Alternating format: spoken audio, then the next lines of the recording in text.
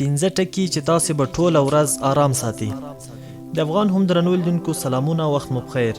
نن هغه پنځه ټکي در سره شریکوو چې تاسو به ټوله ورځ آرام او راحت وئ.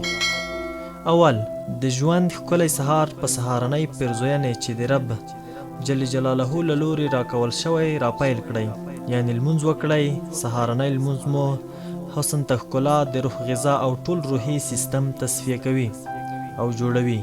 دا مه هیروئ چې یوازې د سهار لمونځ نه بلکې د ټولو وختونو لمونځونه پر خپل وخت سره په جمع سره ادا کړئ. دویم، ورځنی لنډ مهالویش جوړ کړئ. څه وکړم نن، چیرته لاړ شم، کومې کړنې باید لومړی وکړم او کومې وروسته، چې دا ستاسې سره په ورځنیو چارو کې زیاته مرسته کولی شي، ځکه چې یو مو هیریږي نه او بل له تاسو سره مرسته کوي تر څو په خپل مهالویش باندې ټول کارونه ترسره او تنظیم کړئ. دریم، ورزش ته په حساب کې له 10 لوړ او تر 20 ښکته دقیقې وخت ورکړئ. که څه هم موږ چې د رب دربار ته 64 ځله پر سجده پر یوې ورځې کې سجده کوو، پوهانو دا ثابته کړې چې تر دې بل ښه ورزش نشته.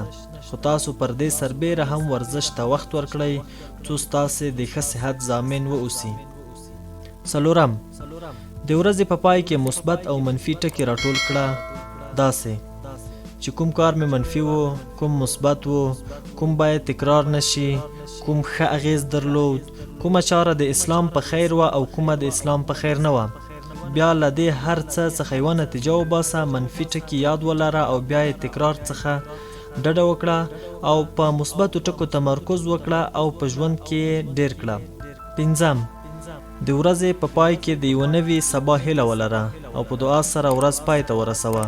خو وروسته دا مه هیروه چې ته یوه ورځ نور هم د مرګ پولې ته لنډ شوې او کیدای شي سبا ومرې، خو بیا هم ناهیلی کیږه مه. فکر وکړه لکه سبا چې ته بیا ژوندی یې، نو د سبا لپاره یو بل پلان طرحه کړه.